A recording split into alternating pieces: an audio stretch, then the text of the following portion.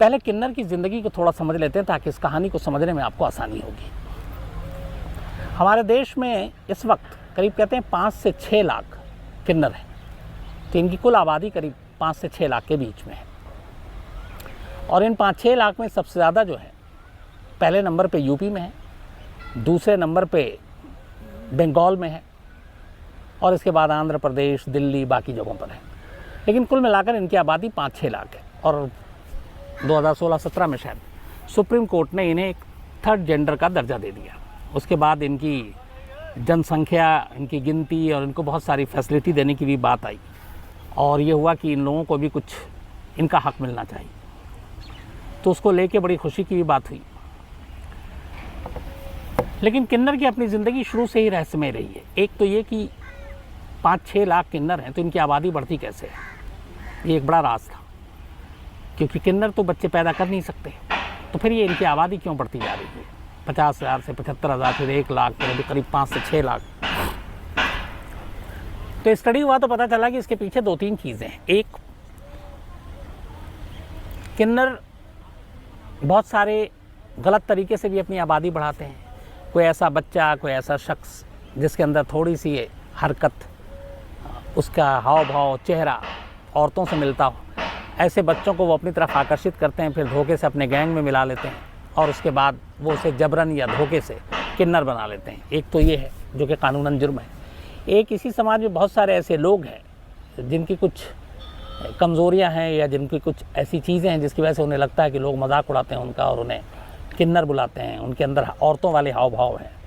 तो ऐसे बहुत सारे लोग हैं जो खुद किन्नर बिरादरी के पास जाते हैं और उनसे कहते हैं कि आप हमें किन्नर बना लो, अपनी बिरादरी में शामिल कर लो। तो बाकायदा उसकी एक रस्म होती है और फिर सारी चीज़ें होती है, उसके बाद उनको किन्नर बनाया जाता है। तो एक इस तरह से भी आबादी बढ़ती है। किन्नरों की कमाई का जो ज़रिया है वो एक तरह से वसूली और मांगना है। एक अजीब बात यह भी है कि किन्नर कभी किसी गम, दुख, तकलीफ़ में वसूली नहीं करते, न पैसे मांगते हैं। उनकी पूरी ज़िंदगी बल्कि ये कहते हैं कि वो कभी मातम, शोक, रोना धोना ये सब करते ही नहीं है। अब अकेले में, तन्हाई में वो कितना अफसोस या गमज़दा होते हैं ये नहीं मालूम, लेकिन जो उनकी पूरी सामाजिक ज़िंदगी है उसमें वो हमेशा सिर्फ खुश और खुशी अपने आप को दिखाई देते हैं, और खुशी के मौके पर ही ये सिर्फ आपको नज़र आएंगे। चाहे वो किसी के घर में शादी हो, किसी के घर में बच्चा हुआ हो, किसी ने नई गाड़ी ली हो, तो ऐसे मौके पे जो खुशी का मौका होता है उसमें जाकर ये सारी चीज़ें लेते हैं और बधाई देते हैं। गम के मौके पे कभी ये आपको तकलीफ़ नहीं देंगे, ना आपके पास आएंगे। अब एक नया ट्रेंड भी चल गया है कि रेड लाइट पे, लाल बत्ती पे, सड़कों पे, चौराहों पे ये लोग, गाड़ियां जब रुकती हैं उनसे पैसे मांगते हैं। पहले ऐसा नहीं था लेकिन अब है, और ये जो वसूली और पैसा है ये लाखों करोड़ों में है। और यही वजह है कि अलग अलग शहरों में, अलग अलग इलाकों में बाकायदा किन्नरों की अपनी एक टोली होती है, और हर शहर का एक किन्नरों का गुरु होता है, हर इलाके का एक गुरु होता है। जैसे पुलिसिंग में होती है कि पहले थाना, फिर डिस्ट्रिक्ट, फिर पुलिस हेडक्वार्टर, वैसे किन्नरों का है कि नई दिल्ली है तो उसका एक गुरु होगा, पुरानी दिल्ली है उसका एक गुरु होगा, पूरी दिल्ली का एक गुरु होगा, इसी तरह अलग अलग शहरों में। और जो गुरु है उसकी बात सभी को मानना पड़ता है, ये इनके अंदर एक ख़ास बात है कि कोई उसके ख़िलाफ़ नहीं जाएगा। तो हर इलाके में एक तरह से बंटवारा होता है कि कौन कहाँ वसूली करेगा, कौन, एक एक इलाका सबको मिला हुआ है। इस इलाके में अगर कोई शादी होती है, कोई बच्चा होता है, कोई गाड़ी ख़रीदी जाती है, कोई और खुशी का मौका होता है, तो बस ये लोग जाएंगे। इनके अंदर बहुत लकीर साफ खींची रहती है, तो उसी हिसाब से बंटवारा होता है, और ये करोड़ों का मामला होता है। और जब जब इस लकीर को तोड़ने की कोशिश होती है तो किन्नरों के अंदर भी जुर्म होता है। आज की कहानी वही है, लेकिन उस कहानी पे आऊँ सिर्फ 2 चीज़ें और। तो हर शहर का अपना गुरु होता है, हर इलाके का अपना गुरु होता है, इलाके का गुरु शहर के गुरु को रिपोर्ट करता है, हर इलाका बटा हुआ होता है, वहाँ ये अपने वसूली करते हैं, पैसे मांगते हैं, और ये लाखों करोड़ों रुपए में होता है। किन्नरों का जैसे मैंने बताया कि कभी ये दुख, तकलीफ़, मातम, आंसू, आहें, इनमें इसको कोई देखता नहीं है, हमेशा खुशी के मौके पे देखता है। और यही हाल इनके साथ जब किसी किन्नर की मौत की होती है तो भी होता है। किसी की मौत पर भी ये दुखी नहीं होते, मातम नहीं मनाते, बल्कि खुश होते हैं। खुश इसलिए होते हैं कि चलो कम से कम इसे अब निजात मिला, और दुआ मांगते हैं कि ऊपर वाला अगले जन्म में इसे किन्नर ना बनाए, चाहे तो मर्द बनाए या औरत बनाए, लेकिन किन्नर ना बनाए। और कहते हैं कि हर मौत के बाद किन्नरों की बिरादरी में बाकायदा उसे चप्पलों से पीटा जाता है।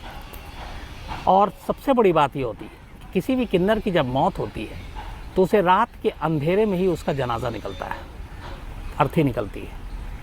और ये कोशिश होती है कि उसकी अर्थी या उसके जनाजे के ऊपर किसी की नज़र ना पड़े बाहरी दुनिया के लोगों की, और इसको बड़ा ख्याल रखा जाता है। इसलिए कि इनकी मान्यता है कि अगर उनके अर्थी या जनाजे को किसी ने देख लिया, उनके अंतिम संस्कार या उनके दफनाने को किसी ने देख लिया, तो फिर अगले जन्म में भी ये किन्नर ही पैदा होगा। और अगर वो मर गया और मरने के बाद बेहद खामोशी से बिना किसी की नज़र पड़े हुए उसे दफना दिया गया, तो बहुत मुमकिन है कि वो अगले जन्म में दोबारा किन्नर पैदा नहीं होगा। किन्नर चाहे किसी धर्म का हो, चाहे हिंदू हो या मुस्लिम हो, परंपरा इनके यहाँ इन्हें दफनाने की है, और वो भी बेहद खामोशी से, ताकि कोई देख ना पाए। तो जितनी इनकी ज़िंदगी रहस्यमयी है उतनी इनकी मौत भी रहस्यमयी है।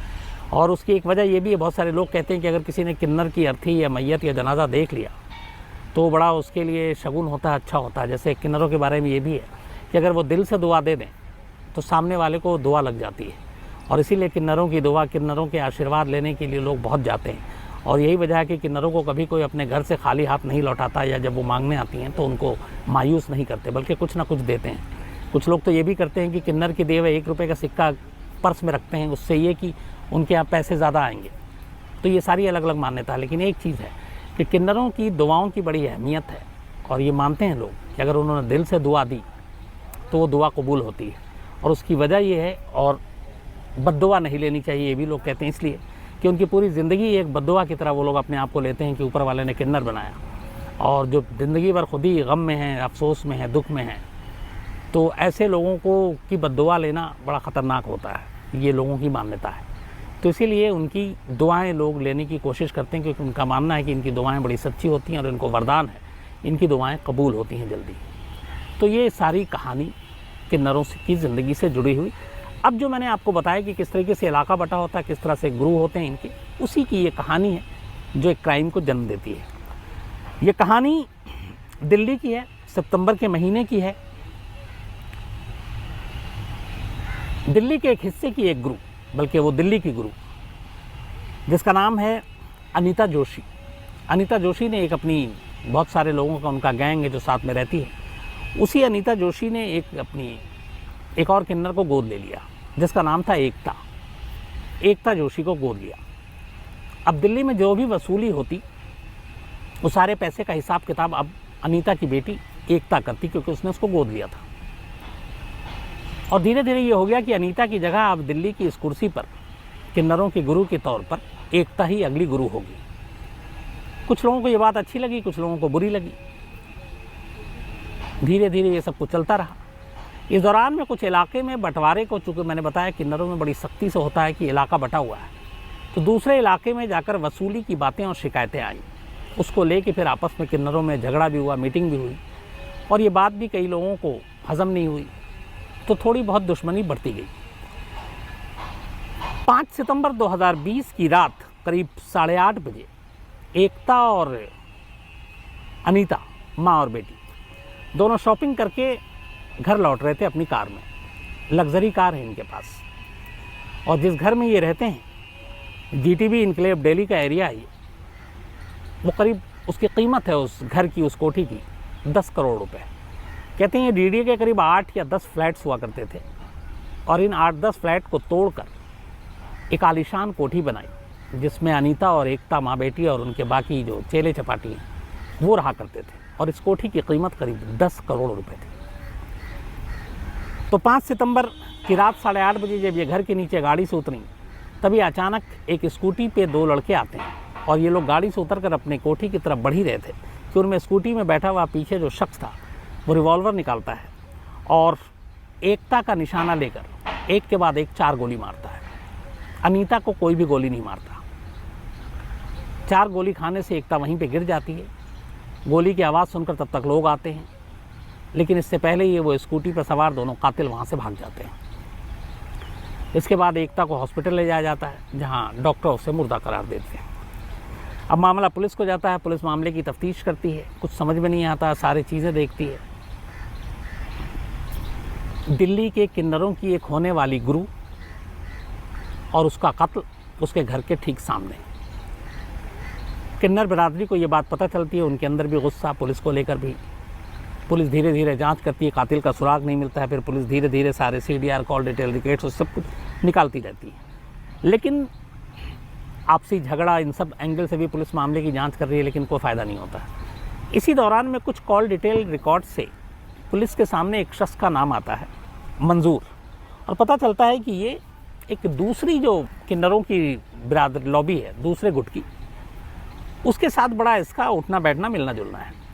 लेकिन ये खुद किन्नर नहीं है, ये ठीक ठाक है, इंसान है। और कुछ मुखबिरों से खबर मिलती है कि इस कत्ल में कहीं ना कहीं उसका हाथ है। अब पुलिस उस मंजूर के फ़ोन को ट्रैप करना शुरू करती है, उसके कॉल डिटेल निकालती है, तो पता चलता है कि कत्ल से 2-4 दिन पहले तक वो कुछ नंबरों पे लगातार बात कर रहा था। और जब उन नंबरों को खंगाला गया तो पता चला कि ये नंबर दिल्ली के एक कॉन्ट्रैक्ट किलर का नंबर है और ये लगातार उससे बात कर रहा है। अब मंजूर के इस कॉल डिटेल से कि सीरियल किलर के, मतलब सुपारी किलर के संपर्क में है लगातार, पुलिस के कान खड़े होते हैं। इसी के बाद पुलिस मंजूर को उठाती है और मंजूर से उठाने के बाद पुलिस उससे पूछताछ करती है। जब पूछताछ करती है तो मंजूर बताता है कि दरअसल जो कत्ल हुआ वो दिल्ली के एक 1 लाख का इनामी बदमाश और सुपारी किलर गगन पंडित ने कराया। इसके बाद पूरी कहानी वो बताता है। इसमें हुआ ये कि दिल्ली की गुरु बनने जा रही थी एकता, इस बात से बाकी किन्नर बिरादरी दूसरे इलाके की नाराज़, क्योंकि बहुत सारे गुरु के दावेदार थे। फिर उनकी वसूली और कमाई बहुत ज़्यादा थी, जो 10 करोड़ के कोठी में रह रही है, आप अंदाज़ा लगा सकते हैं। तो इन चीज़ों से चिढ़कर कुछ किन्नरों ने तय किया कि अगर एकता को रास्ते से हटा दिया जाए तो दिल्ली के गुरु की गद्दी पर बैठना आसान हो जाएगा बाकी लोगों के लिए। और इसी के बाद प्लानिंग हुई। मंजूर जो किन्नरों के बीच में अक्सर आया जाया करता था, उनसे हमदर्दी रखता था, उनके साथ दोस्ती थी। उसी मंजूर का फ़ायदा उठाकर, चूँकि मंजूर एक जिस जिम में जाया करता था वहाँ गगन पंडित भी आया करता था और वहीं उससे दोस्ती हो गई थी। और दोस्ती के दौरान पता चला कि एक सुपारी किलर है, पैसे लेके कत्ल करता है, कॉन्ट्रैक्ट किलर है। तो कुछ किन्नरों ने मंजूर से संपर्क किया और एकता की सुपारी की बात की। मंजूर ने गगन पंडित से बात की। गगन पंडित ने जब सारी कहानी सुनी और इन लोगों की किन्नरों की कमाई के बारे में जब पता चला तो उसने सीधे 1 करोड़ रुपए की मांग की। उसने कहा कि वो कत्ल तो करेगा, इसमें रिस्क बहुत है, लेकिन 1 करोड़ रुपए। अब 1 करोड़ रुपए की ज़्यादा रकम थी। कई बार मीटिंग हुई फिर किन्नर बिरादरी के बीच में, उसके बाद मोलतोल हुआ और आखिरकार 55 लाख रुपए में सौदा तय हुआ। गगन पंडित को 55 लाख रुपए दिए गए। गगन पंडित ने अपने शूटर भेजे और 5 सितंबर को, क्योंकि उससे पहले इन्होंने फिर जब सुपारी ली तो पूरी रैकी की कि अनीता और एकता ये लोग कब कितने बजे कहाँ जाते हैं, कब आते हैं, घर से कब निकलते हैं, सारी पूरी रैकी हो चुकी थी। उस रैकी के बाद इन्होंने 5 सितंबर, उन्हें मालूम था कि रात जनरली इस वक्त तक घर पहुँचते हैं। स्कूटी पर सवार 2 कातिल पहुँचते हैं और वो गोली मारते हैं और गोली मारकर वहाँ से भाग जाते हैं। अब वो तो गिरफ्तार हो गया था, लेकिन गगन पंडित फरार था। इसके बाद पता चला कि गगन पंडित एक दिन दिल्ली में पहुंचने वाला, एक मेट्रो स्टेशन के नीचे कहीं मिलने वाला। दिल्ली पुलिस की स्पेशल सेल वहां पहुंचती है और उसे दबोच लेती है। इसके बाद वो अपने जुर्म को एक्सेप्ट कर लेता है। अब उसके बाद पुलिस सारी कड़ियों को जोड़ती है और जो आखिरी नतीजा सामने आता है वो यही है कि किस तरीके से एकता और अनीता, इन माँ बेटी के बीच में जो गद्दी को लेकर बातचीत हुई और एकता अगली गुरु होने वाली थी, और जिस तरीके से इनकी कमाई थी उस पर बाकी किन्नरों की गुटों की नज़र थी और वो लोग नहीं चाहते थे कि एकता गुरु बने, और इसीलिए आपस में पैसे जोड़कर उन्होंने एकता के नाम की सुपारी निकाली 55 लाख रुपए में और एक कॉन्ट्रैक्ट किलर को उसकी सुपारी दी थी। तो कातिल पकड़ा गया, सुपारी किलर भी पकड़ा गया, जिसने कत्ल किया वो भी पकड़ा गया और इस तरीके से पुलिस ने इस केस को सॉल्व कर दिया।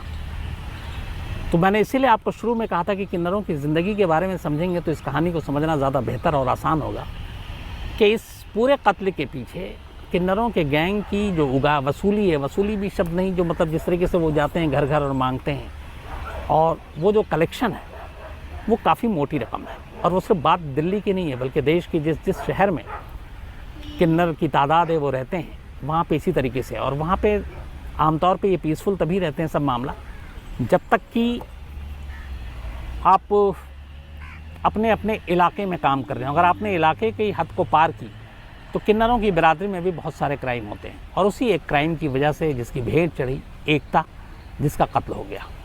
तो ये कहानी थी दिल्ली के एक किन्नर